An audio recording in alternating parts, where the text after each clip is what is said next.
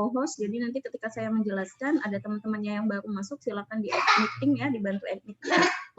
Aja ada Bu. Baik Bu.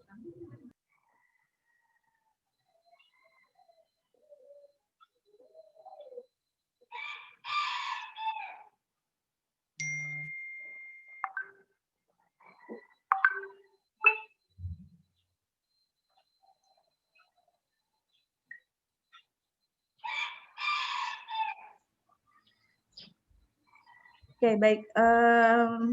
Seperti yang saya jelaskan sebelumnya ya, jadi hari ini kita akan mempelajari materi mengenai konsep dasar lahan basah.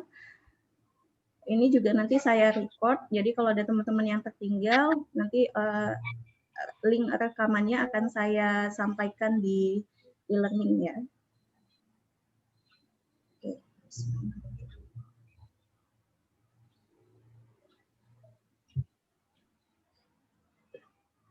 Oke, sudah terlihat ya?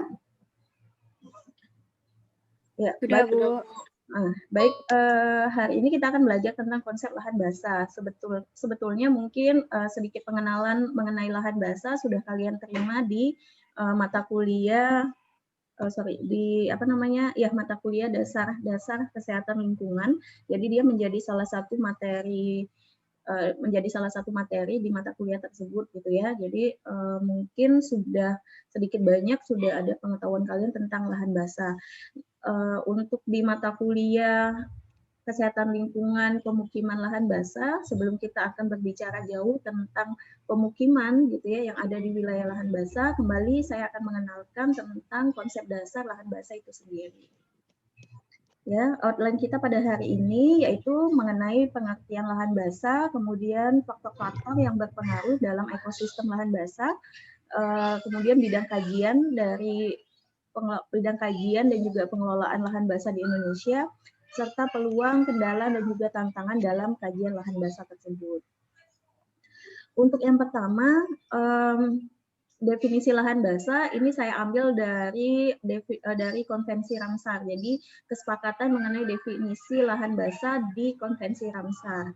Mungkin jika kalian ingat di mata kuliah dasar-dasar kesehatan lingkungan kemarin, Konvensi Ramsar ini adalah salah satu konvensi internasional yang membahas mengenai yang berfokus terhadap lahan basah dan konservasinya di dunia gitu ya.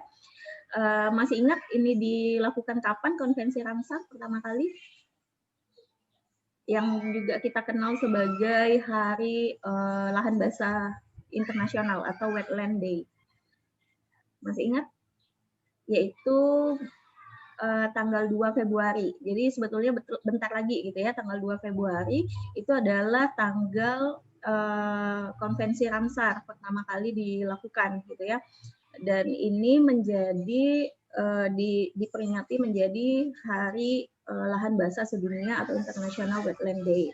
Waktu itu kesehatan lingkungan juga pernah memperingatinya dengan mengadakan seminar nasional. Kalau nggak salah kalian belum gabung ya, tahun 2018 ya. Jadi ketuanya Pak Fikri, pelaksana atau wakil ketuanya Bu Dini. Jadi kita mengadakan seminar nasional tentang lahan basah ya. Nah, menurut Konvensi Ramsar, lahan basah itu adalah wilayah-wilayah rawa, daratan rendah, gambut atau air. Jadi gambut itu sebetulnya bisa dikatakan sebagai kumpulan dari hidrofita yang menjadi tanaman khas yang tumbuh di lahan basah gitu ya. Jadi lahan basah itu adalah wilayah rawa, daratan rendah, baik yang ditumbuhi oleh gambut maupun lahan yang digenangi oleh air, gitu ya, baik alami maupun permanen, baik alami maupun buatan, permanen ataupun temporer, dengan air tenang atau mengalir, dengan jenis air tawar, payau atau asin, dan termasuk di dalamnya adalah area laut dengan kedalaman air yang tidak lebih dari 6 meter pada saat surut. Ya, jadi ketika surut gitu ya, kemudian permukaan airnya itu kurang dari 6 meter, maka itu masuk dalam kategori lahan basah. Tetapi ketika surutnya saja kedalamannya lebih dari 6 meter, maka dia tidak bisa dikategorikan sebagai lahan basah. Kita mengkategorikannya sebagai daratan atau perairan. Contohnya Sungai Musi ya. Kalau Sungai Musi itu masuknya ke dalam ekosistem perairan gitu ya, sungai. Jadi walaupun dia dalam kondisi surut, sebetulnya kedalamannya itu mencapai lebih dari 6 meter.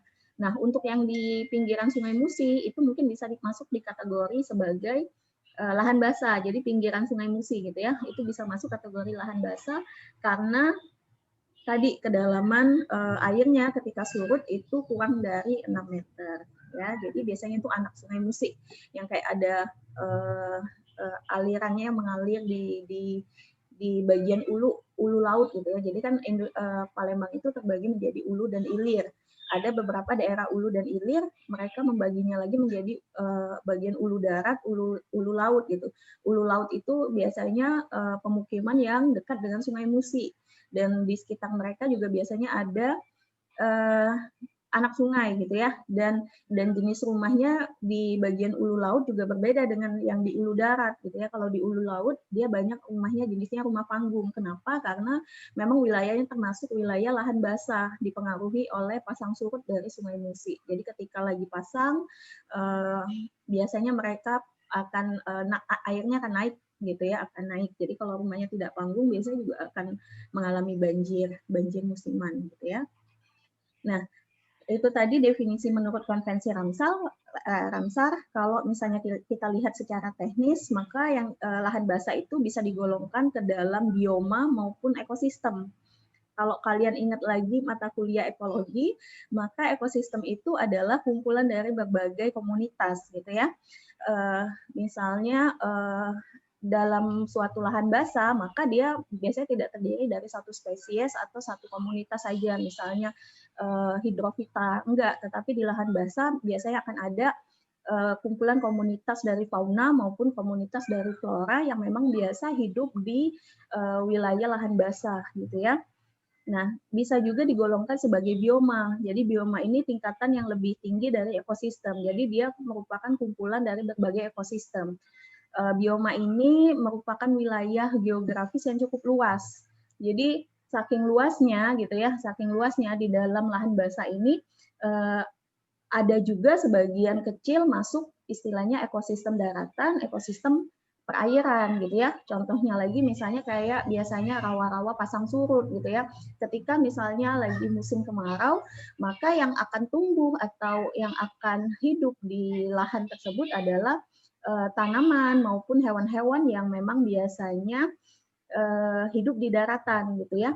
Tetapi ketika lagi pasang, maka tadi gitu beberapa tanaman kayak misalnya beberapa tanaman tidak bisa bertahan hidup sehingga digantikan oleh tanaman hidrofita gitu. Jadi umur dari tanaman ataupun ekosistem daratannya juga berdasarkan musiman. Nah, itu bisa juga digolongkan sebagai bioma. Jadi lahan basah ini bisa kategorinya ekosistem maupun bioma gitu ya. Ketika dia dikatakan bioma, maka biasanya luasan geografisnya itu cukup luas sehingga di dalamnya ada beberapa ekosistem gitu ya. Kemudian lahan basah ini dibedakan dari jenis perairan dan juga tata guna lahan lainnya seperti lahan daratan atau seperti apa. Dia dibedakan. Pembedanya adalah indikatornya biasanya adalah tingginya muka air atau tingginya permukaan air dan juga jenis vegetasi yang biasa tumbuh di atasnya.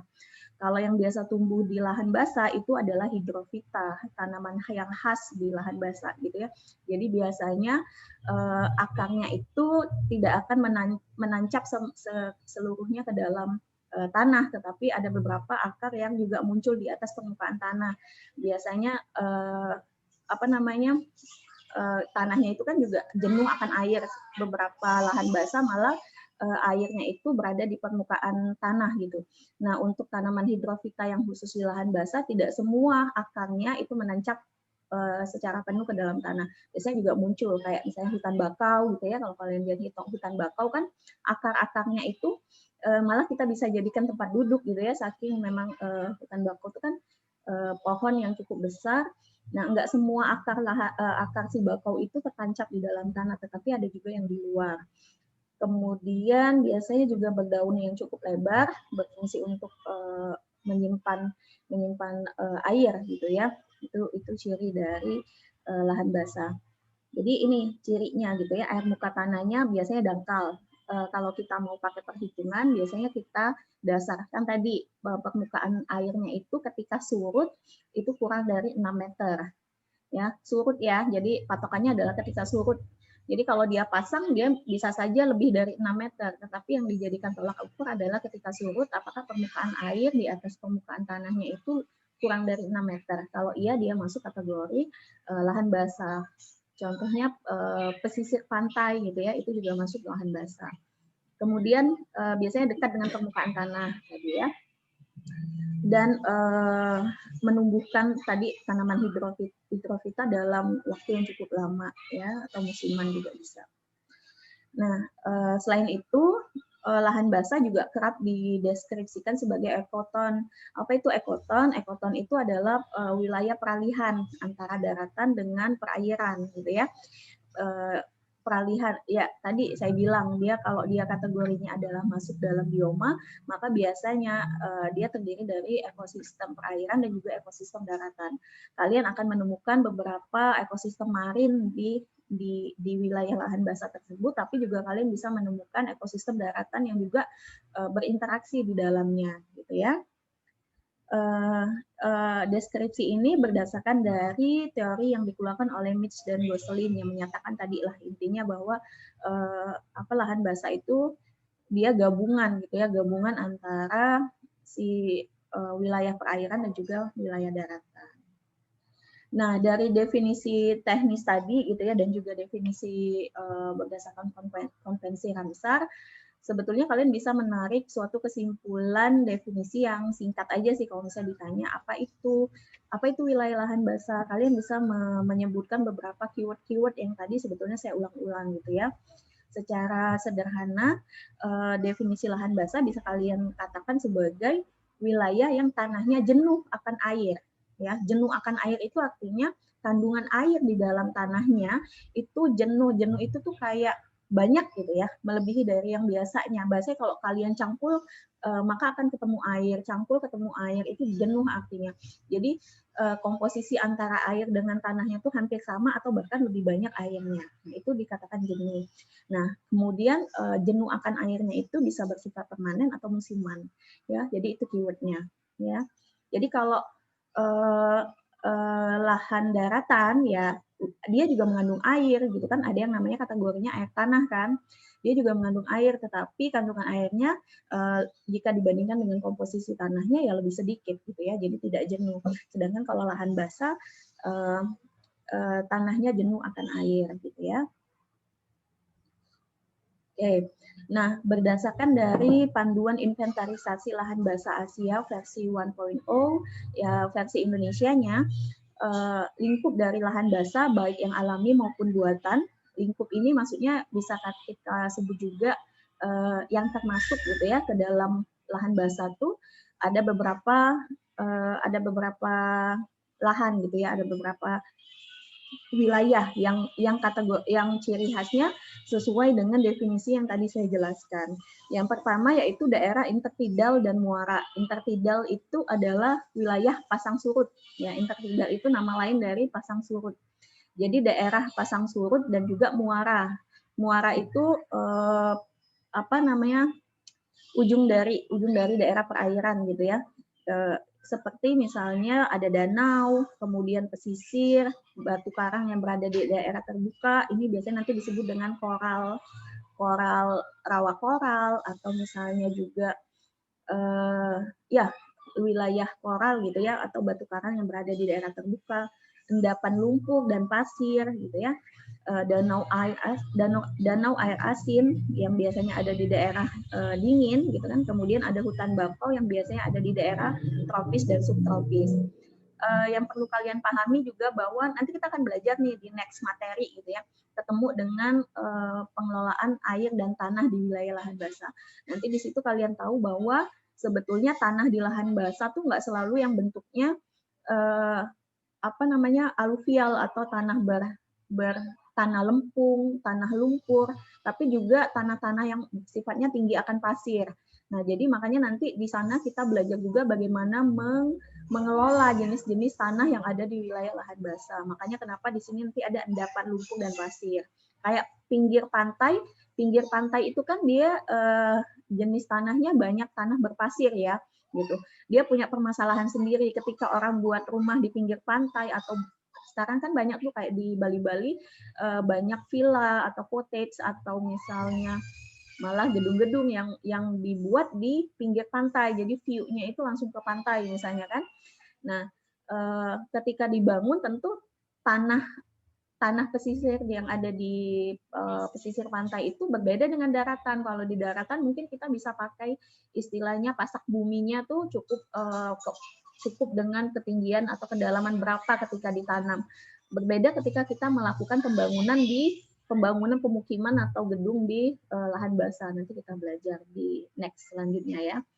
Karena tadi gitu ya, dia tanahnya jenuh akan air sehingga porusnya itu biasanya nggak padat. Porus itu kayak pori-pori tanahnya tuh nggak padat gitu ya.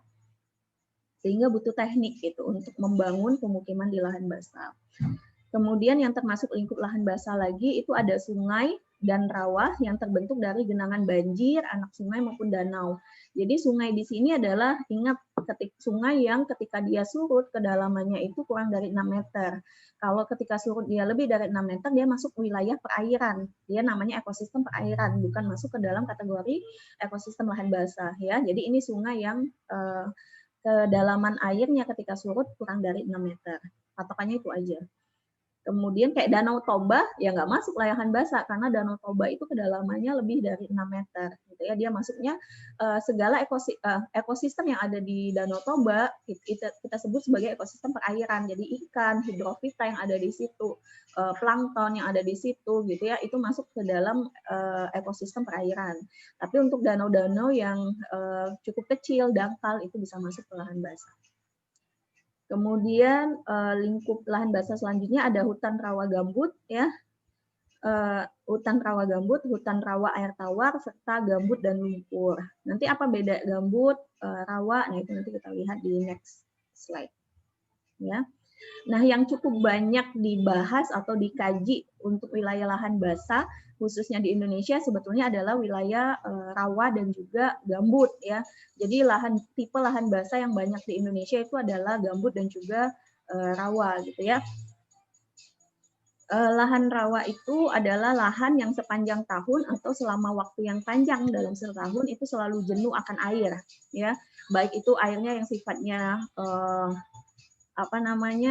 jenuh itu jadi dia tidak melebihi permukaan tanah tetapi dia mengisi penuh tanah gitu ya, ataupun dia tergenang itu ya airnya ada di atas permukaan tanah, itu disebut waterlogged. Nah, istilah lain dari rawa itu banyak macam ya, jadi ada yang menyebutnya sebagai swamp, ada yang menyebutnya sebagai marsh, ada bog, ada fen gitu. Ini juga bisa secara sederhana bisa kita definisikan sebagai rawa, walaupun nanti beda-beda nih bog sama fen punya ada karakteristik tersendirinya gitu ya. Kalau kalian mau menambah pemahaman mungkin bisalah dicari definisinya masing-masing. Kalau nggak salah juga di materi ini ada tetapi tidak keseluruhan gitu ya. Nah, saking kita banyak rawa wilayah kita ini wilayah lahan basah kita ini banyak berjenis rawa dan gambut, maka pertemuan nasional yang membahas tentang rawa dan gambut itu banyak di Indonesia gitu ya. Salah satunya adalah pertemuan nasional pasang surut dan rawa di Bogor tahun 92 yang menghasilkan kategori atau pembagian dari rawa. Rawa di sini dibagi menjadi 3. Jadi ada rawa pantai ya. Rawa pantai ini masuklah coastal marsh yang tadi ya. Jadi rawa yang terbentuk dari karang-karang yang berada di permukaan yang terbuka gitu ya. Sebetulnya ini maka nanti jenis rawanya itu biasanya berpasir ya karena luruhan dari coastal atau karang yang ada di sekitarnya. Kemudian ada saltwater marsh, jadi ini adalah rawa yang asin gitu ya, rawa yang memiliki air asin. Jadi rawa itu kalau kalian selama ini tahu adalah airnya payau gitu ya. Air payau itu peralihan antara air asin dengan air tawar ya. Jadi air yang merupakan percampuran antara air tawar dengan air asin itu disebut air payau. Nah, biasanya air payau ini pH-nya rendah gitu ya. Nah, Tapi selain itu ada juga rawa yang ternyata memang airnya asin dan rawa yang memang airnya tawar. Jadi kayak di nomor 1 ini ya, saltwater marsh ini adalah rawa air asin. Kalau yang rawa lembah ini itu juga masuk ke dalam contohnya misalnya rawa air tawar gitu ya. Ini juga ada rawa pasang surut, tidal tadi ya, ataupun ini. Oke. Nah, ini yang tadi ya. Nah, istilah-istilah lain dari rawa yang kata saya walaupun secara umum kita bisa mendefinisikannya sebagai rawa, tetapi sesungguhnya mereka memiliki beberapa ciri khas. Jadi kalau bog itu adalah rawa yang airnya itu tergenang. Tadi kan ada dua ya, ada saturated sama ada tergenang. Kalau saturated itu dia airnya jenuh, jadi nggak muncul di permukaan. Tapi banyak airnya. Bahasanya kalau apa ya bahasanya? Nyemek, becek, nggak sampai tergenang gitu ya. Nah, tapi kalau bog ini airnya sudah tergenang tapi dangkal gitu ya. Kemudian biasanya permukaan airnya itu tertutup oleh tanaman apa namanya? Tanaman air yang melapuk gitu ya, atau vegetasi yang melapuk. Melapuk itu dia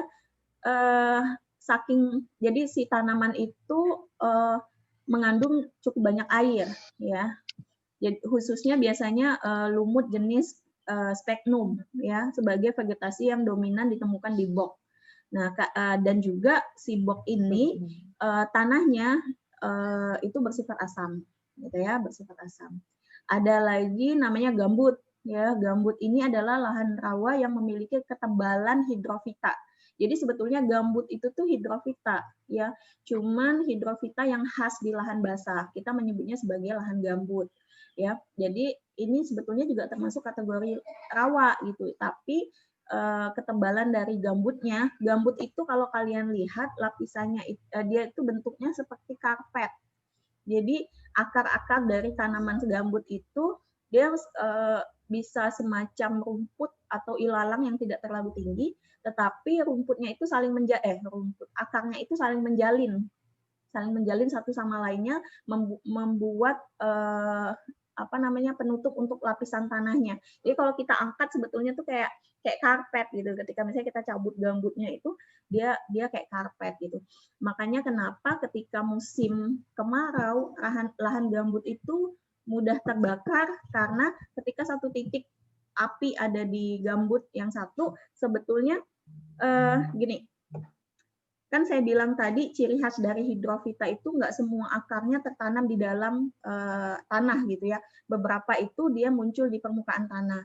Nah, ketika masih musim pasang gitu ya nggak masalah gitu ya. Si akarnya tadi akan dialiri oleh air.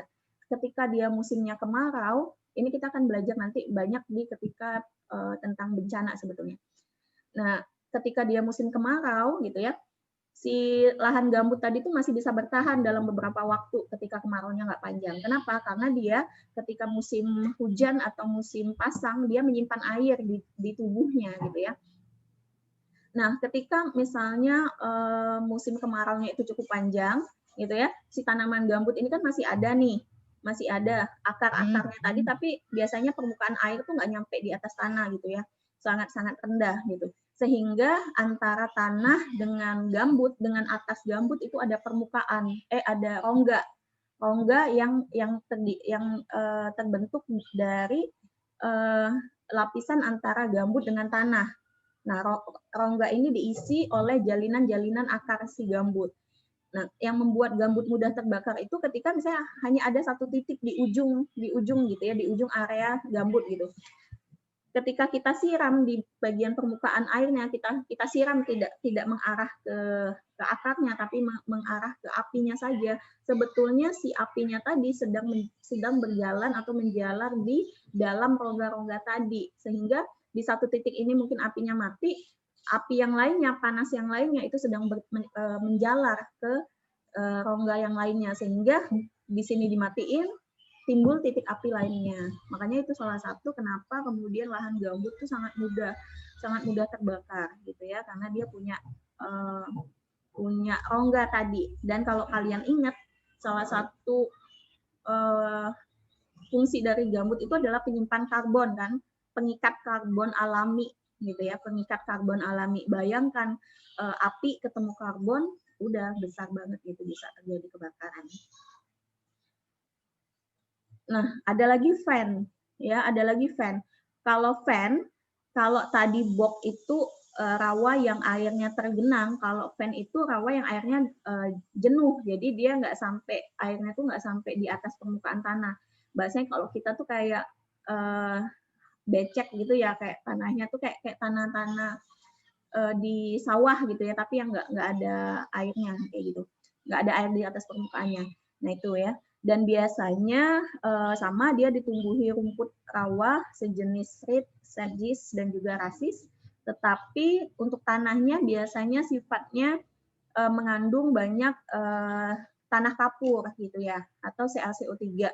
Nah, tanah kapur itu kita tahu dia salah satu fungsinya untuk meningkatkan pH air atau pH tanah gitu ya. Jadi kalau tanah yang banyak mengandung kapur itu biasanya kalau dia di daratan maka pH tanahnya dia akan basah. Tetapi kalau dia tanah kapurnya itu ada di lahan basah, maka biasanya pH dari tanah dan airnya itu sifatnya netral. Karena biasanya lahan basah itu seharusnya asam gitu ya. Tetapi kalau dia mengandung kapur, maka si lahan basahnya itu menjadi netral pH-nya. Oke. Nah, tadi ya tentang definisi dari lahan basah. Sebelum kita masuk ke faktor-faktor yang mempengaruhi ekosistem lahan basah, ada yang mau ditanyakan? Kalau nggak ada, kita lanjut ya. Ini faktor-faktor yang berpengaruh pada ekosistem lahan basah. Yang pertama tentunya adalah zonasi. Zonasi itu adalah wilayah di mana letaknya lahan basah gitu. Dia masuk ke dalam zona apa gitu. Ini kelihatan nggak sih? Kalau di sini kalau kita membagi zona dari rawa gitu ya, maka ada 3 zona. Zona 1, zona 2, dan zona 3. Zona ini, pembagian zona ini berdasarkan dengan kedekatannya dengan wilayah perairan. Kalau di sini contohnya laut gitu ya. Jadi zona 1 itu adalah wilayah yang biasanya dekat dengan perairan atau yang paling dekat dengan perairan. Kalau zona 2 ini dia tidak terlalu dekat. Kalau zona 3 dia sudah jauh dari perairan tapi dekat dengan daratan gitu ya. Dekat dengan lahan daratan. Kalau di zona 1 gitu ya. Kalau berdasarkan zonasi, maka tipologi dari lahan basah itu terbagi menjadi lahan rawa pantai. Ini yang zona 1, gitu ya. Kemudian lahan rawa pasang surut, ini masuk di zona 2. Kemudian ada lahan rawa lebak, ini masuk di zona 3. Untuk di zona 1 atau rawa pantai, biasanya sifat dari kandungan air di lahan basahnya itu dipengaruhi oleh pasang surut air laut, gitu ya. Pasang surut air laut. Itu untuk ketinggian airnya. Untuk jenis airnya, maka biasanya dia sifatnya adalah air asin sampai payau. Bentar ya.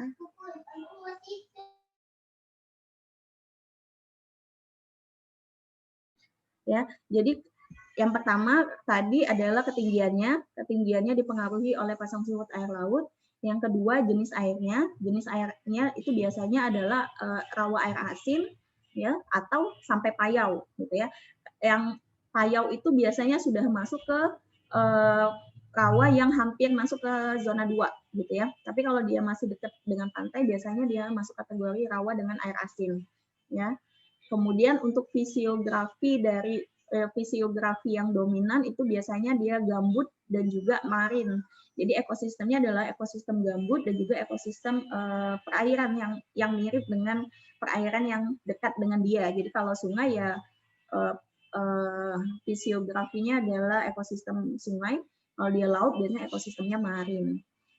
Nah, kemudian untuk lahan rawa pasang surut atau zona 2, maka ketinggian air lautnya ketinggian permukaan airnya masih dipengaruhi oleh pasang surut air laut, tetapi untuk jenis airnya dia sudah masuk ke kategori jenis air tawar, gitu ya.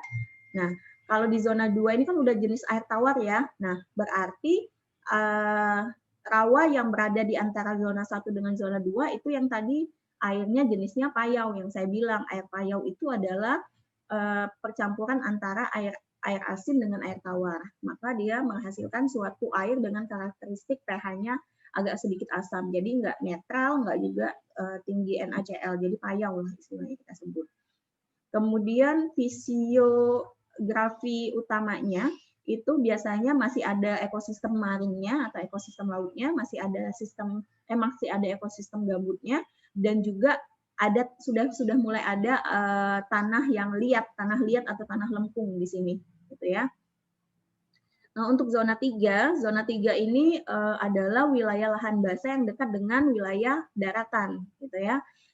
Biasanya kalau dia tinggi permukaan airnya itu nggak dipengaruhi oleh pasang surut, ya. Jadi kalau memang dia berair ya dia akan berair, gitu ya. Dia akan berair, gitu. Enggak, jadi jadi dia hanya akan terbagi menjadi saturatif atau tergenang, gitu ya. Jadi dia nggak akan terpengaruhi oleh pasang surut, gitu ya. Jenuh atau tergenang hanya ya berdasarkan itu saja, ya. Dan itu akan berlangsung lama sepanjang tahun, gitu. Kemudian untuk jenis airnya biasanya dia masuk ke dalam kategori air tawar, gitu ya. Kemudian fisiografi utamanya dia udah nggak ada marin lagi, ekosistem marinnya sudah sangat jauh. Di sini lebih ke ekosistem kalau ada ekosistem perairan maka ekosistem perairan rawa. Jadi kalau tadi misalnya masih kita temukan beberapa ekosistem laut, tapi kalau udah di sini biasanya kita akan menemukan ikan-ikan yang biasanya memang hidupnya di air tawar, kayak gitu ya. Jadi ikan sepat gitu, ikan nila misalnya kayak gitu ya, yang suka mancing-mancing di lembah gitu ya, biasanya kan dapat ikan betok, nah kayak gitu ya. Oke, dia nggak akan lagi dapat udang atau misalnya sejenis itu, dan enggak ya. Nah, ini sebetulnya bisa, ini kalau tadi kita lihat secara secara dari atas gitu ya, ini kita lihat dari samping gitu ya, sama aja sih sebetulnya. Kalau dari sini ini masih masuk zona 1 ya, air pasang surut, kemudian dia tanamannya lebih banyak ke tanaman mangrove gitu ya. Di sini jadi tanaman yang biasa hidup di rawa air asin itu contohnya adalah vegetasi mangrove gitu ya. Ada lagi, nah kalau yang tanaman yang biasanya hidup bisa di air asin, air tawar, tapi juga bisa di air payau, itu contohnya adalah tanaman nipah. Tahu nipah? Nipah itu semacam palem, masuk dalam jenis perpaleman yang biasanya daunnya kita gunain untuk atap rumah gitu ya, atap rumah-rumah gitu. Nah, itu nipah namanya. Ya. Itu dia mampu hidup di ekosistem payau gitu ya. Kemudian ini yang udah masuk ke daratan gitu ya, udah masuk ke mendekati daratan, jadi ada rawa air tawar sampai ke gambut gitu ya. Oke, ini beberapa contohnya ya, beberapa contoh lahan basah. Jadi ini nanti bisa kalian lihat juga. Kalau nggak salah di e-learning di pertemuan 1 sudah saya masukkan assignment. Jadi assignment-nya itu kalian silakan mengupload salah satu perwakilan kelompoknya saja. Silakan mengupload nama kelompoknya. Kan nama kelompoknya udah kita bagi kan. Nama kelompoknya, anggota kelompoknya siapa saja, kemudian lokasinya gitu ya. Deadline-nya, informasi itu deadline-nya sampai dengan sebelum UTS. Jadi kita UTS kalau saya lihat di jadwal kemungkinan di tanggal 15 Maret kalau tidak berubah. Jadi sebelum tanggal 15 Maret itu deadline untuk memasukkan informasi itu. Jadi biar kalian nggak bingung, jadi lahan basah itu banyak macamnya gitu ya. Jadi perumahan di pinggir sungai gitu ya. Kemudian di ini kan sebetulnya kalau dia pasang dia jadi sungai, tetapi ketika surut dia airnya tidak terlalu banyak gitu ya, maka ini masuk ke sebetulnya wilayah lahan basah gitu ya. Oke. Untuk tipe rawa lebak ini adalah biasa yang kita temukan. Bentar ya. Jadi untuk rawa lebak ini yang banyak kita temukan di sekitar kita sebetulnya karena wilayah rawa yang dekat dengan daratan gitu ya. dia terbagi menjadi lebak dangkal, lebak tengahan, lebak dalam, dan lebak sangat dalam. Itu bisa kalian lihat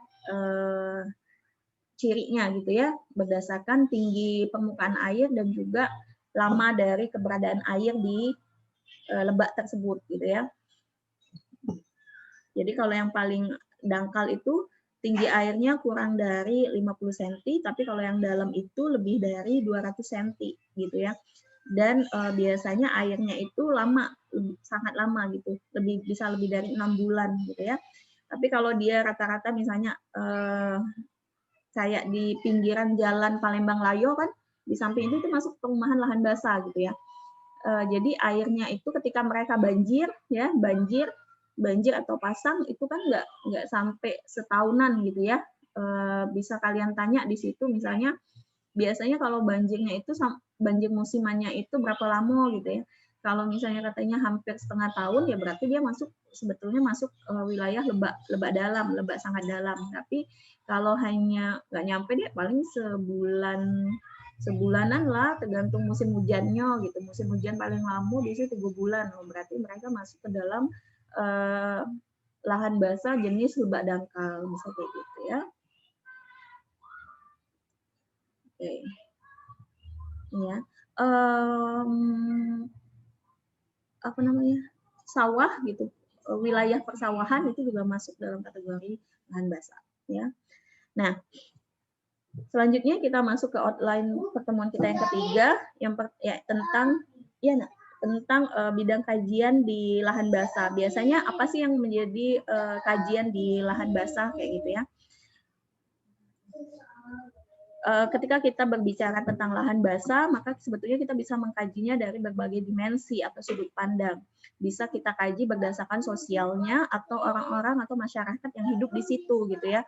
Tentang bagaimana kemudian kajiannya itu biasanya difokuskan tentang bagaimana kemudian masyarakat bisa mengakses gitu sumber daya yang tersedia di lahan basah. Kemudian bagaimana kemudian masyarakat bisa membuat suatu kebijakan yang bijak gitu mengenai pemanfaatan sumber daya ini. Ini juga ada sih mata kuliahnya, tapi di prodi IKM, jadi ada mata kuliah khusus tentang kebijakan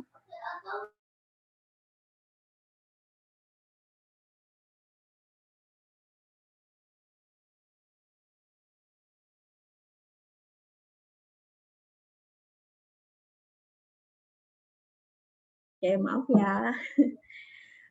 Jadi kalau untuk kajian dari dimensi sosial ya, ingat saja kita biasanya mengkaji dari segi masyarakatnya, mulai dari aksesnya terhadap sumber daya, kebijakan mengenai penggunaan sumber dayanya itu sendiri, sampai ke hukumnya gitu ya, atau sanksi gitu ketika pelanggaran pemanfaatan sumber dayanya itu gitu ya. Jadi kajiannya sampai ke sana gitu ya. Kemudian ada dimensi atau sudut pandang yang melihat mengenai lingkungan dan kesehatan yang berkaitan dengan lahan basah gitu ya. Biasanya kajiannya itu berfokus pada bagaimana mengelola keberlanjutan lahan basah sebagai bagian dari suatu ekosistem atau biosfer yang ada di kita gitu ya. Bahwa lahan basah ini adalah suatu ekosistem yang sebetulnya tidak bisa dihilangkan gitu ya. Kalau dia dihilangkan maka dia akan mengganggu keseimbangan ekologis gitu. Kemudian bagaimana kualitas dari lahan basah yang kemudian dapat berpengaruh terhadap kesehatan. Sebenarnya sudah dijelaskan kemarin di dasar kesehatan lingkungan gitu ya. Tapi nanti sini saya sudah copy lagi gitu ya, permasalahan kesehatan yang umumnya ada di lahan basah itu seperti apa. Kemudian ada dimensi ekonominya. Kalau kajian secara ekonominya melihat bagaimana potensi ekonomis yang dihasilkan dari sumber daya yang ada di lahan basah gitu ya.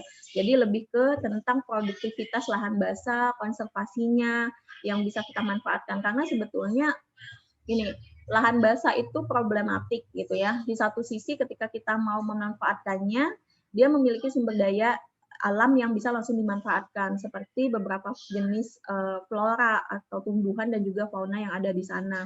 Tetapi juga ketika kita mau memanfaatkannya sebagai lahan seperti lahan pertanian, lahan pemukiman, itu effortnya harus lebih gitu. Tidak seperti ketika kita mau membuat pertanian maupun perumahan atau pemukiman di wilayah daratan. Ada effort tambahan gitu. Nah, effort ini tentunya sebetulnya kalau dihindari, intinya misalnya nggak usah lah, karena mahal nggak usah bikin pertanian di sana, nggak usah bikin rumah di sana. Sebenarnya ketika dihindari, mau nggak mau pertumbuhan penduduk kita terus bertambah, lahan pertanian untuk sumber pangan dan juga lahan pemukiman untuk tempat tinggal makin dibutuhkan, dan adanya ya si lahan basah itu gitu ya. Jadi bagaimana kemudian menciptakan suatu nilai ekonomi dari si lahan basah, nah, itu menjadi salah satu kajian dari si ekonomi ya gitu. Selanjutnya ada dimensi hukum dan regulasi. Dimensi hukum dan regulasi ini berkaitan dengan ketiga dimensi tadi gitu ya. Ketika kita mengkaji tentang pemanfaatan atau akses dari masyarakat yang tinggal di sana, tentu masyarakat akan berbicara atau membahas tentang bagaimana pemanfaatan sumber dayanya.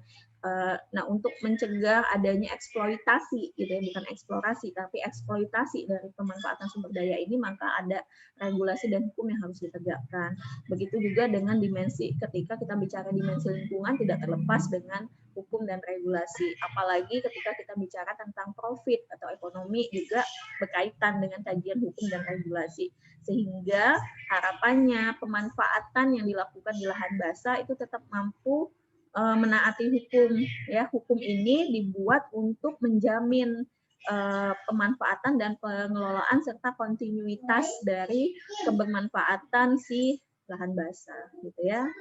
Kemudian ada dimensi khusus juga yang membahas tentang budaya dan kearifan lokal atau local wisdom, gitu ya. Bagaimana kemudian meningkatkan keterampilan dan pengetahuan masyarakat dalam pengelolaan yang mumpuni. Artinya kalau bisa gitu ya, tetap pemanfaatannya itu memperhatikan budaya dan kearifan lokal di masyarakat setempat. Ada beberapa misalnya masyarakat yang dia punya pantangan gitu ya dalam mengelola fauna atau flora tertentu ya gitu, tetap dihormati itu gitu ya. Itu juga tetap harus dijaga gitu ya.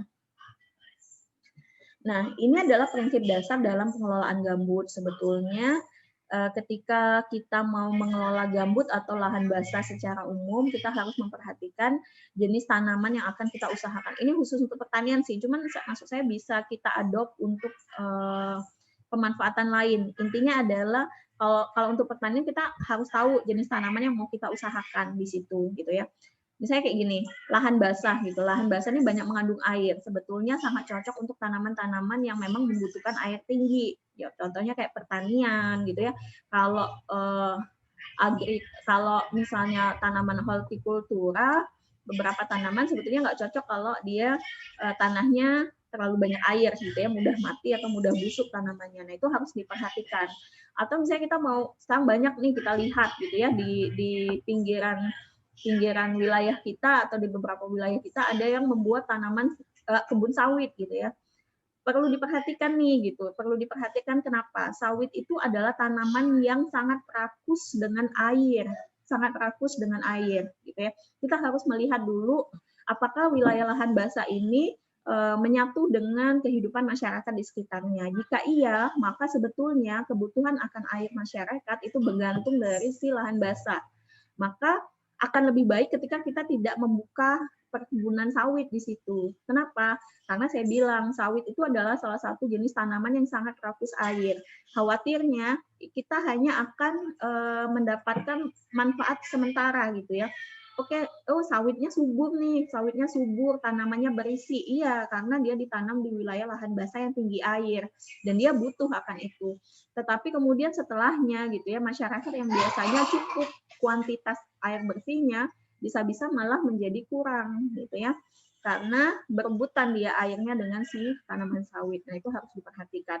Boleh gitu, asal memang kita tahu bahwa lahan ini jauh dari pemukiman penduduk, atau misalnya lahan basahnya ini adalah lahan basah di daerah subtropis gitu ya. Tapi kalau lahan basahnya di daerah tropis yang artinya air di situ juga susah gitu. Jadi keberadaan lahan basah sebetulnya cukup penting yang di wilayah tropis gitu untuk menjamin keberlangsungan ketersediaan air bersih gitu ya.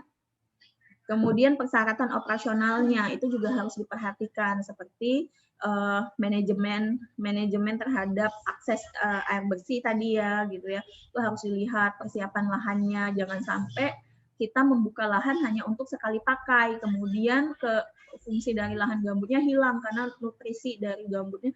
Gambut ini sebetulnya lahan yang tinggi mineral, tetapi beberapa mineral ini mineral yang tidak mudah dihasilkan dalam waktu yang cepat gitu ya. Jadi jangan sampai makanya ketika kita membuka lahan untuk pertanian hanya bisa dipakai satu kali gitu. Jadi kita harus tetap menyiapkan gitu. Lahan ini tetap bisa digunakan setelah kita menghasilkan suatu produk dari pemanfaatan lahan gambut. Kemudian ameliorasi ini juga akan kita banyak bahas di ketika kita membahas tentang pengolahan tanah dan air. Ameliorasi ini nanti ada yang namanya amelioran. Amelioran ini adalah produk yang digunakan untuk meningkatkan nutrisi di lahan basah. Jadi ameliorasi adalah proses peningkatan nutrisi tanah maupun air di lahan basah. Contoh ameliorannya itu ada pupuk, ada kemudian sekam, ada batu kapur juga kalau untuk yang tanahnya cukup asam atau airnya cukup asam. Itu contoh-contoh amelioran. Nanti kita belajar juga lagi di next materi gitu ya. Kemudian pemupukan ini juga ada kaitannya ke ameliorasi gitu ya. Kemudian ada perlindungan terhadap tanaman ya gitu ya.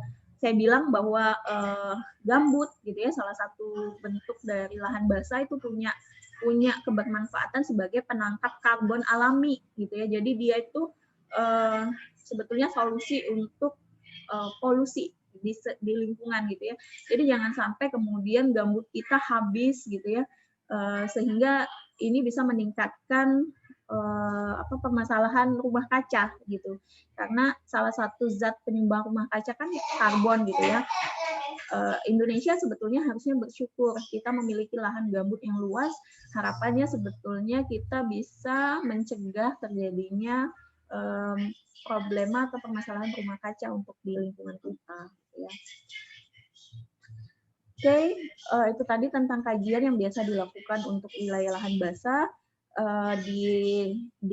Di outline materi terakhir, kita akan membahas tentang peluang, kendala, dan juga tantangan dalam kajian lahan basah, gitu ya. Kita tahu bahwa ini juga sudah pernah saya sampaikan di dasar kesehatan lingkungan, bahwa potensi lahan basah di Indonesia itu luas, hampir berapa hektar ya kalau gitu ya. Ini ada 35 sampai 50 juta hektar. Sayangnya yang dimanfaatkan baru 13 sampai 15 juta gitu ya. Sebetulnya kenapa? Sebetulnya kebermanfaatan ini atau pemanfaatan ini bergantung dari memang tadi ya, harus ada pengetahuan yang cukup, kemudian ada modal yang cukup, karena saya bilang tadi nggak langsung bisa kita bikin rumah kayak kita bikin rumah di wilayah daratan biasa. Butuh bahasanya tuh pondasi yang lebih gitu. Pondasi ini ya berkaitan lagi dengan modal, dengan ekonomi. Nah gitu. Ini salah satu kendala yang kenapa kemudian lahan basahnya itu belum banyak dimanfaatkan oleh orang gitu ya. Kemudian selain itu lahan basah juga memiliki beberapa fungsi. Ini yang saya copy dari materi di dasar kesehatan lingkungan kemarin. Yang pertama dia sebagai pemasok air bersih gitu ya, terutama di air tanah gitu ya. Kemudian dia penyaring air dari limbah yang berbahaya atau penambat toksikan. Biasanya penambat toksikan ini dilakukan fungsinya oleh akar-akar tanaman, ya, akar-akar tanaman dari hidrofita yang tidak sepenuhnya masuk ke dalam tanah tadi, gitu ya. Ini bisa berfungsi sebagai penambat toksikan dari air limbah yang dialirkan atau dibuang ke wilayah lahan basah sebetulnya. Kemudian bisa sebagai sumber pakan manusia, ya. Ini berkaitan dengan flora ataupun fauna yang memang bisa dimanfaatkan, kayak misalnya di bakau, maka mungkin kita bisa memanfaatkan. Ini pakan ya. Kalau pakan misalnya kayak beberapa jenis ikan maupun tanaman yang tumbuh di situ bisa kita jadikan sumber pangan. Tahu enceng gondok ya? Apa tuh yang biasa dimakan juga enceng gondok kan, yang kalau kita makan terus keluarnya juga itu karena susah diolah ya. Maksudnya seratnya, saking seratnya susah diolah, jadi kalau genjer ya, nah kalau nggak salah. Genjer, kan kalau kita makan genjer, kita gigitnya tuh 3 cm, keluarnya ya juga 3 cm masih gitu ya. Dia susah kayak kangkung gitu ya, termasuk yang susah diolah oleh pencernaan kita gitu ya. Itu kan tapi kalau tidak ada sumber pangan lainnya, saya beberapa fauna maupun flora yang biasa hidup di lahan basah bisa kita manfaatkan sebagai sumber pangan gitu ya. Jadi alternatif. Kemudian dia menjadi pusat keanekaragaman hayati, peredam bencana alam ya. Selain dia memiliki potensi bencana, sebetulnya dia juga sebagai peredam dari bencana alam lainnya gitu ya. Kemudian seperti abrasi, banjir gitu ya. Adanya tanaman-tanaman seperti bakau, kemudian nipah yang tumbuh di pesisir pantai, itu mencegah terjadinya abrasi atau pengurasan daratan oleh air laut karena ditahan oleh mereka gitu ya. Mencegah banjir juga gitu. Karena biasanya kan kalau ada tanaman-tanaman itu membuat porus-porus di tanah atau di lahan basah itu lebih melebar sehingga air yang lewat tadi nggak cuma lewat tetapi juga bisa terinfiltrasi ke dalam tanah sehingga banjir bisa tercegah kan gitu ya. Kemudian memerangi perubahan iklim ini yang fungsinya tadi sebagai sequestering karbon atau penambat karbon alami gitu ya. Kemudian sebagai pengembangan ilmu atau paleoenvironment. Jadi ada yang bilang bahwa lahan basah ini adalah warisan dari salah satu ekosistem warisan purbakala gitu ya. Jadi beberapa faunanya, beberapa vegetasi khas lahan basah itu juga ditemukan dulu di masa purba gitu, tidak mengalami banyak apa istilahnya, tidak mengalami banyak evolusi gitu ya. Jadi dia sebagai warisan lingkungan, warisan zaman purba itu juga bisa ya. Oke, ya ini bisa dibaca. Kemudian beberapa kendalanya kita lihat memang masih sarana prasarana itu belum tersedia, belum terlalu banyak didukung. Lagi-lagi kaitannya yang saya bilang ini dengan modal dalam membuat jalan. Jadi yang ikut Permata Sari ada nggak ya? Kalau dari sini ada kalau salah ya. Nah dari situ kalau nggak salah ada mata kuliah yang membahas khusus tentang membuat jalan di wilayah lahan basah gitu ya. Ya. Jadi mata kuliah dia dijadikan mata kuliah kalau saya tidak salah baca itu di Universitas Palangkaraya atau Universitas pokoknya daerah-daerah Kalimantan. Jadi ada yang membahas tentang membuat konstruksi jalan di wilayah lahan basah. Itu saya bilang tadi gitu ya, karena khas gitu wilayah lahan basah ini sehingga untuk membangun dia menjadi sebuah pemukiman, jalan raya, fasilitas umum, pertanian itu butuh teknik tertentu gitu ya. Kemudian juga yang masih menjadi kendala adalah sumber daya manusia di lahan basah itu biasanya masih rendah baik secara jumlah maupun secara kualitas. Artinya masih sedikit memang yang tinggal dan memanfaatkan wilayah lahan basah gitu ya. Karena baik karena pendidikan maupun sikap mental. Sikap mentalnya itu ngapain nih tinggal di pinggir sungai gitu ya. Nyapein gitu. Padahal ketika mereka mau berpikir gitu, capek di awal gitu, sebenarnya banyak manfaat yang mereka bisa terima ketika tinggal di wilayah lahan basah gitu ya. Oke. Untuk masalah kesehatan dan lingkungannya, ini juga saya meng-copy paste dari materi dasar kesehatan lingkungan sebelumnya. Lahan basah ini banyak menjadi breeding maupun resting place dari beberapa faktor gitu ya.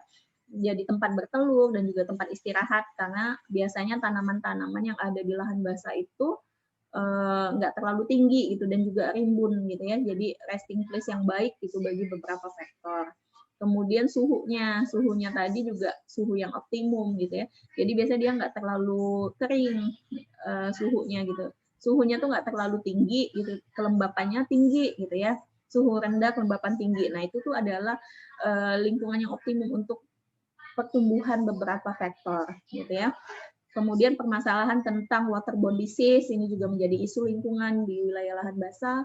Kemudian akses untuk air minum yang aman gitu ya. Kemudian ya akses untuk air minum yang aman. Kenapa? Karena kita tahu Indonesia tuh banyak wilayah lahan basah, dan kita tahu karakteristik wilayah lahan basah nggak semuanya airnya itu bisa kita manfaatkan secara langsung, karena tadi ada yang airnya bersifat asin, air payau gitu ya, pH-nya rendah gitu, sehingga butuh akses terhadap safe drinking-nya itu perlu dilakukan. Kemudian juga basic sanitasinya, pernah saya ceritakan bahwa pinggiran sungai itu bisa kita bilang sebagai toilet terpanjang gitu ya. Saking beberapa orang yang tinggal di pinggiran sungai itu memanfaatkan aliran sungai sebagai tadi jamban terpanjang gitu ya, jamban yang murah ya, tinggal duduk nongkrong gitu ya, udah nggak pusing-pusing lagi harus nyiram-nyiram gitu ya. Kadang dapat tambahan refleksi dari gigitan-gigitan ikan-ikan kecil pantatnya gitu ya.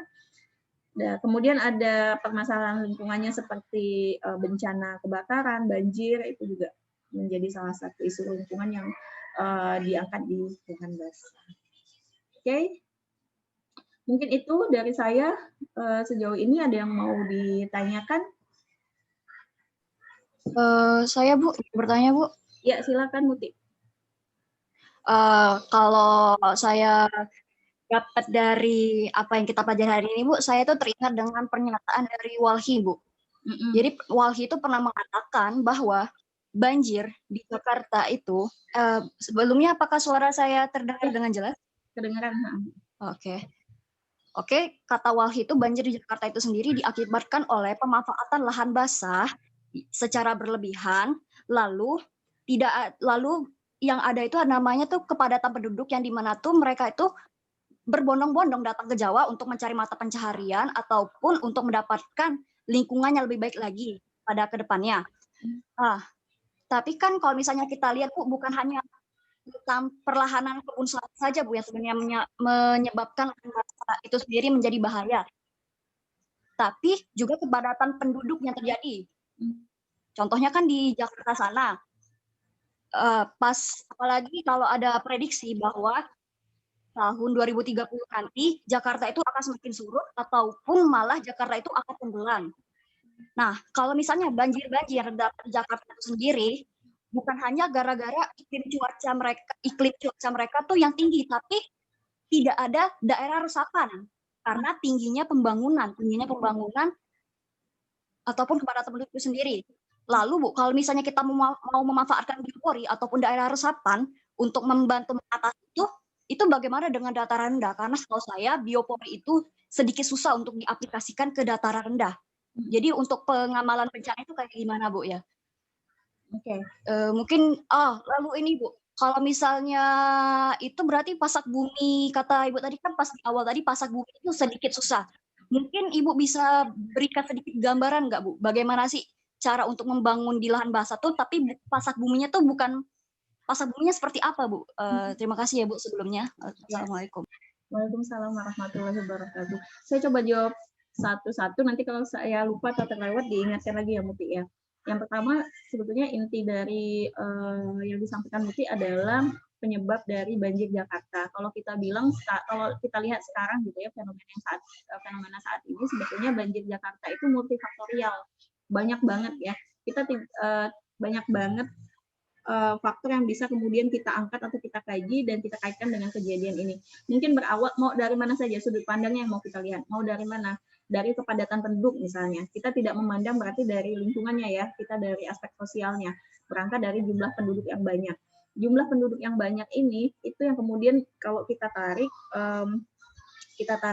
penyebabnya sampai ke banjir, itu kemudian bisa menyebabkan permasalahan lingkungan lainnya seperti sampah gitu ya. Lagi-lagi itu kepadatan penduduk ini menyebabkan misalnya tadi pemukiman sehat yang tidak terpenuhi gitu ya.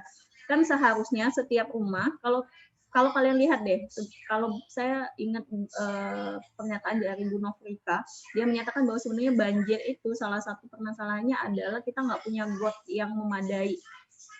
Kalian lihat deh di sekitar kita, got kita tuh asal jadi gitu ya, tidak mempertimbangkan berapa sih debit air yang keluar, debit air yang bisa ditampung ketika terjadinya banjir.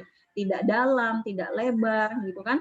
Hanya sebagai syarat saja. Nah, kalian bayangkan kalau perumahan yang padat penduduk, jangankan bikin got gitu ya, bikin kemudian spal yang baik aja juga mereka susah. Jadi kepadatan penduduk atau aspek sosial tadi berdampak terhadap lingkungan gitu, permasalahan lingkungan seperti sampah gitu. Dia nggak punya lahan lagi. Saya pernah bilang kan ketika belajar tentang dasar kesehatan lingkungan, di Bantar Gebang itu luas dari Bantar Gebang itu mungkin bisa sama dengan luas salah satu kepulauan di Pulau Seribu gitu ya. Saking luasnya. Kalau di Palembang kita masih bisa bilang timbulan sampah yang ada di kalau kita TPA kita kan Sukawinatan atau Karyajaya itu sebagai bukit sampah. Kalau di Bantar Gebang itu gunung sampah dan itu banyak banget gitu. Dan itu memerlukan wilayah yang luas. Nah, sedangkan problemanya adalah lahan juga digunakan oleh masyarakat untuk tempat tinggal sehingga nggak ada lahan yang bisa dipakai untuk timbul sampah. Ya mereka buang sampah sembarangan, buang sampah di sungai menyebabkan pendangkalan sungai sehingga ketika air permukaan mengalir di mereka yang seharusnya bisa tertampung kalau dalam gitu ya, karena dangkal jadinya ya meluap ke sekitarnya gitu ya. Walaupun meluap ke sekitarnya, kalau di sekitarnya itu permukaan tanahnya tidak tertutup oleh sampah, ada kemungkinan air yang lewat tadi gitu ya, itu bisa terinfiltrasi secara cepat. Jadi banjirnya itu hanya banjir lewatan gitu ya, terinfiltrasi secara cepat. Masalahnya lagi karena tadi ada tumpukan sampah sehingga pori-pori dari tanahnya ketutup gitu. Si air tadi mau masuk ada ciki, bungkus ciki, belok lagi bungkus aqua gitu, lewat lagi ada botol gitu. Jadi nggak ada tempat untuk si air tadi meresap atau melakukan infiltrasi ke tanah. Makanya kenapa banjirnya lama, si air tadi bertahan di atas permukaan tanah tuh lama nyerap gitu ya. Bahasanya kalau hujannya udah lewat tapi kok banjirnya belum surut-surut, ya itu tadi dia nggak bisa ke infiltrasi ke dalam tanah. Jadi banyak faktor. Mungkin juga betul tadi pemanfaatan lahan basahnya yang tereksploitasi gitu ya. Saking tadi tuh banyak orang yang berbondong-bondong ke Jakarta, bukannya karena apa ya, karena mereka mau ngadu nasib tadi gitu ya, mau mencari, kata mereka banyak pekerjaan. Padahal kita tahu Jakarta itu wilayah lahan basahnya cukup banyak gitu ya. Nah, mau nggak mau akan dimanfaatkan di situ. Maksudnya akan banyak masyarakat yang coba bangun rumah di situ tanpa memperhatikan tadi keberlangsungan atau kebermanfaatan si lahan basahnya gitu. Jadi harusnya nanti kalian lihat gitu, ada desain rumah di materi ya, ketika kita mendesain rumah bagaimana kemudian membuat spal, membuat drainase atau got gitu yang bisa kita terapkan di perumahan lahan basah gitu atau pemukiman lahan basah. Jadi itu gitu ya. Jadi permasalahan cukup banyak. Kemudian yang selanjutnya tadi bahas apa ya? Oh, ini ya. Kayak apa ya? Desain rumah, Bu, gitu ya. Yang seperti apa. Nah, itu nanti kita bahas di materi yang selanjutnya sebetulnya. Cuman nanti kita akan lihat misalnya ketika kita bedanya ketika kita membuat rumah di wilayah daratan, kita hanya butuh pasak buminya itu di setiap sudut saja. Jadi rumah kita misalnya bentuknya itu segi 4 ya, maka pasak buminya itu ada di setiap ujungnya saja kayak gitu.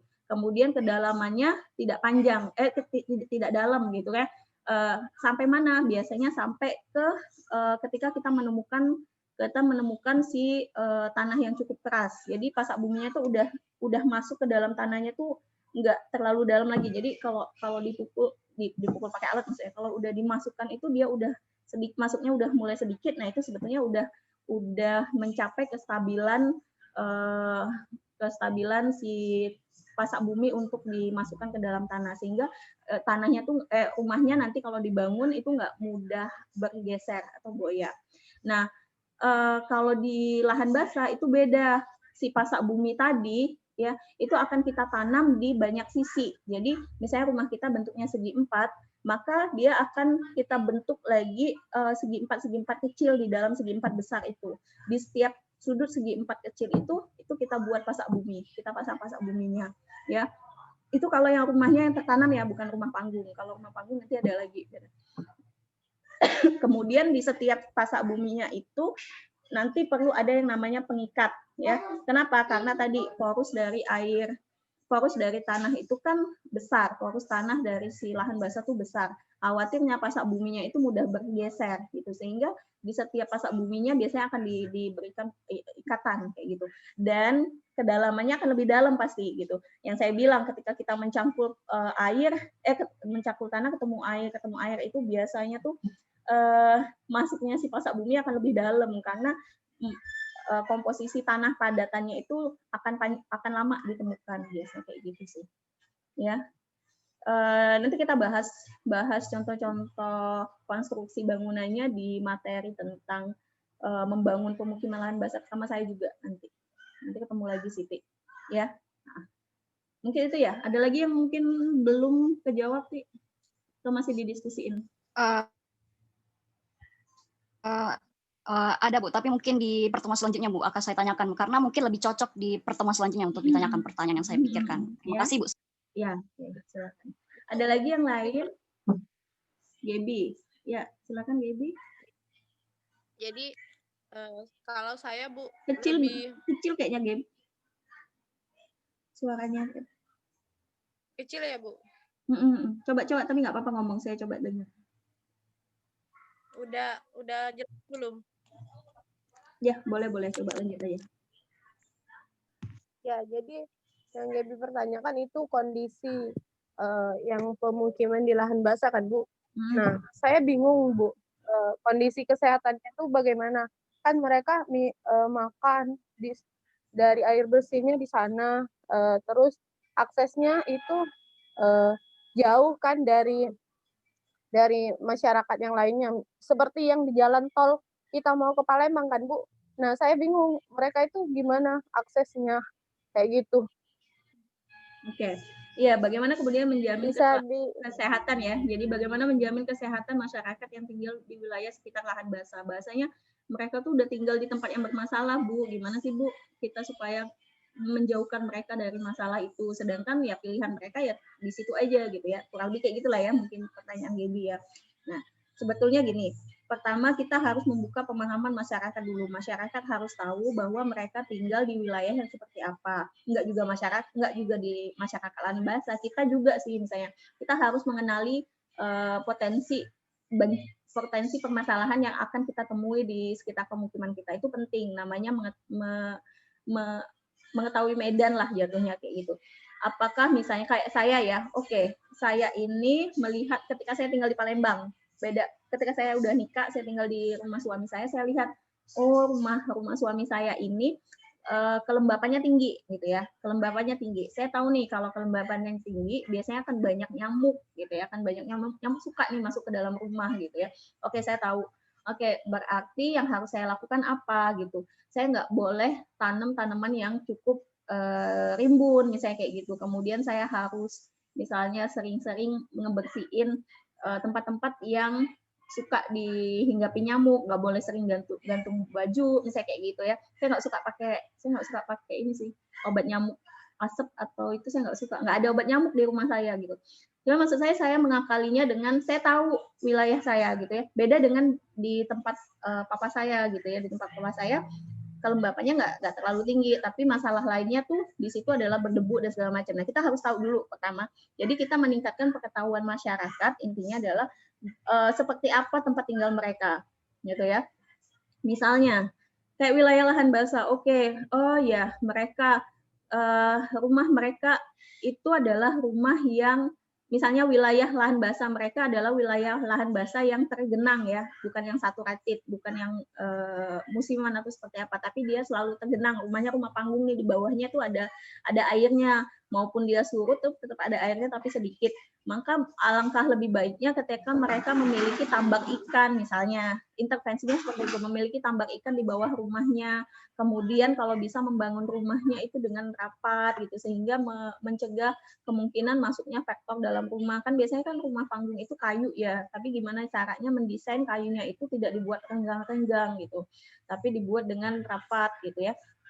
Kalau mereka bilang supaya banyak angin, ya ventilasinya saja didesain, kemudian dipasang kawat nyamuk dan segala macam. Kemudian ini mereka tahu tinggalnya di rawa yang jenis airnya seperti apa, apakah air dengan pH rendah atau air dengan pH netral, itu harus dicek gitu. Yang menjadi pusat kesehatan yang ada di situ, yang menjadi wilayah kerja mereka, mereka harus tahu juga masyarakat itu mengkonsumsi air dengan pH berapa.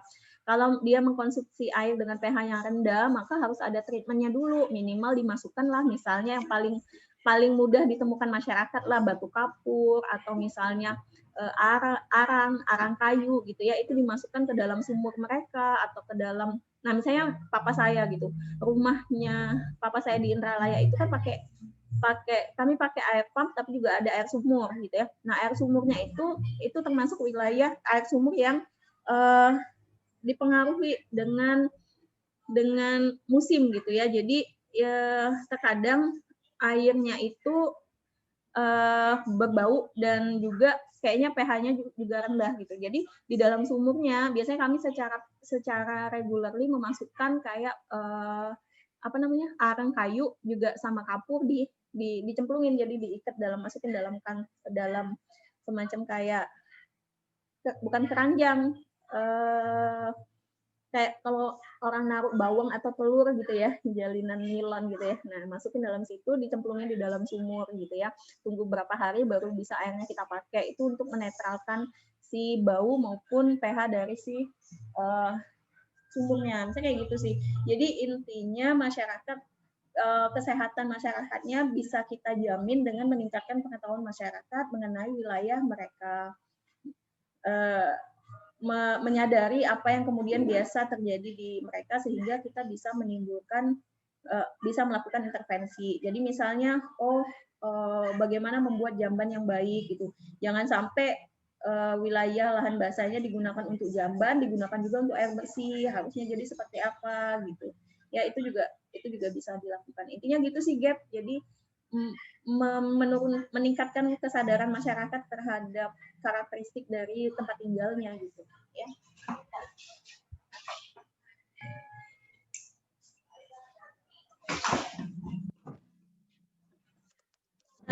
Terjawab kan nggak, Gap?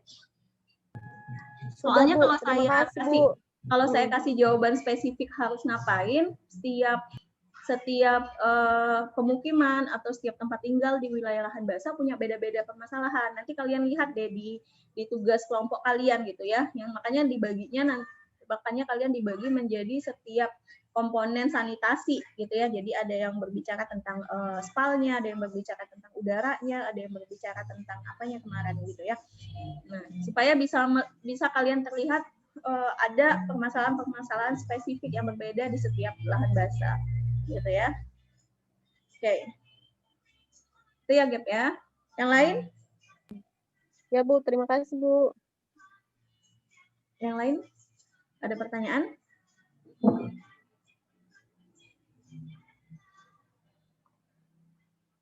Kalau tidak ada,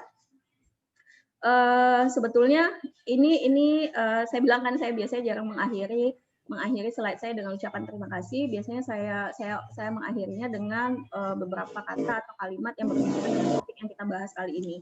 Nah, yang mau saya tampilkan di sini adalah selagi lahan basah yang ada di sekitar kalian itu masih terlihat baik dan menarik perhatian bebek untuk entah untuk mandi di situ, mencari makan di situ, itu artinya lahan basah kalian sukses menjamin dari kebersihan ataupun keindahan dari si lahan basah. Sorry, Makmur raise hand ya. Silakan mau ngomong atau seperti apa, Makmur? Intinya kalian dikatakan sukses menjaga lingkungan kalian ketika. Baik, terima kasih, Bu. Ya, silakan Makmur.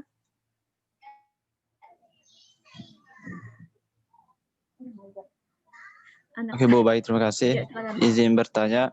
Ya. Untuk daerah-daerah atau orang-orang yang tinggal di daerah lahan basah seperti yang tinggal di dekat persawahan gitu kan, yang perumahannya dekat persawahan, apakah itu akan berpengaruh terhadap kesehatan masyarakat gitu kan. Soalnya kan kayak pembuangan mereka dekat dengan perairan sawah gitu. Itu bagaimana, Bu? Ya, apakah akan mempengaruhi permasalahan kesehatan mereka? Balik lagi ke perilaku yang mereka terapkan di sekitar mereka gitu. Kalau mereka tinggal di wilayah lahan basah, namun dapat menciptakan sanitasi, ya, basic sanitasi yang baik. Basic sanitasi itu adalah ketersediaan air bersih, spalnya, kemudian kualitas udaranya gitu ya. Nah, ketika misalnya mereka bisa menjamin itu, sebetulnya kesehatan mereka juga bisa kita katakan terjamin secara optimal gitu. Cuman permasalahannya kan kayak misalnya yang tinggal di mana nih? Tadi si Makmur kasih contoh yang tinggal di daerah dekat persawahan, Bu, gitu ya. Apakah kita bisa menjamin mereka tinggal dengan kondisi yang sehat? Ya, mereka bisa tinggal dengan kondisi yang sehat ketika mereka bisa membuat lingkungan di sekitar mereka juga sehat gitu. Artinya misalnya mereka tahu di mana harus membuang kotoran, misalnya membuang jambannya, kan jamban itu nggak harus misalnya jamban leher angsa. Kalau mereka belum cukup uang kan ada jamban cemplung, tapi kalau membuat jamban cemplung juga harus ada aturannya kan gitu. Nggak apa-apa buang di sawah, nggak apa-apa, tapi kan nggak dibuang secara terbuka, ada aturannya gitu. Kucing aja tahu gitu ya. Jadi kalau mau buang kotoran tuh harus digali itu dengan kedalaman tertentu, dibuang dan ditutup gitu ya. Nah, kemudian untuk akses air bersihnya, ya setidaknya mereka bisa melihat bagaimana kualitas air bersih mereka secara fisik lah gitu, kalau tidak bisa menilai secara kimia dari bau, rasa gitu ya, kemudian lihat dari kalau bahasa kita TDS-nya atau partikel yang mengalir di situ butek atau enggak. Kalau iya gitu ya, kan ada nih kalau untuk mengatasi bau seperti apa, mengatasi kemudian buteknya tuh seperti apa. Nah, itu harus kalau mereka memaksakan meminum tanpa kemudian dilakukan treatment, otomatis pasti akan menimbulkan yang namanya permasalahan. Paling cepat adalah diare ya. Jadi gitu sih ya, Makmur ya. Maksud saya permasalahan kesehatannya pasti ada saja gitu, tergantung dari bagaimana kemudian masyarakat mengintervensi lingkungan di sekitar mereka. Bisa diminimalisir dengan tadi gitu ya. Ketika mau membuang sampah, mereka tahu buang sampahnya harus seperti apa. Dipilah dulu mana yang masih bisa dipakai, mana yang enggak. Oke, yang bisa langsung dibuang adalah sampah-sampah yang sifatnya organik. Dibuangnya juga enggak sembarangan. Digali tanah, masukin kan bisa jadi pupuk gitu ya. Yang untuk sampah yang lainnya silakan diserahkan ke pihak ketiga gitu. Kalaupun nggak bisa banget, ya bisa dimanfaatkan lagi gitu dengan reuse atau recycle gitu ya. Kalaupun tidak bisa ya alternatif, tapi nggak disarankan itu bisa kita bakar misalnya seperti itu. Ya, jadi intinya nggak langsung dibuang saja. Ya, gitu sih Makmur. Oke. Ada lagi ya? Gitu ya, Makmur ya. Baik, Bu. Terima Ya. kasih banyak, Bu. Oke. Ada lagi yang lain?